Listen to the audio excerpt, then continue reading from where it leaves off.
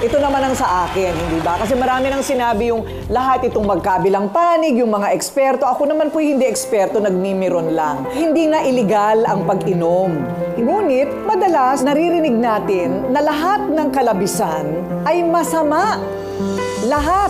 Pagkain, kung lechon man yan, sobra-sobrang pag-ibig, masama din yun. O, totoo yan, nanay, natatawa ka. Yes, Ano, ikaw, isa ka pang sobra eh. Oy, sobrang shopping. O, sobrang pagmamartir. Ayan, sobra sa lahat. Yan lahat ay masama, lalo naman sa alkohol. So, malaking hakbang na una, aminin na may problema. Yan. Okay? At aminin ang kasalanan. Malaking hakbang yan. Malaking bagay ang nangyari ngayong araw na ito dito. Kasi dyan naman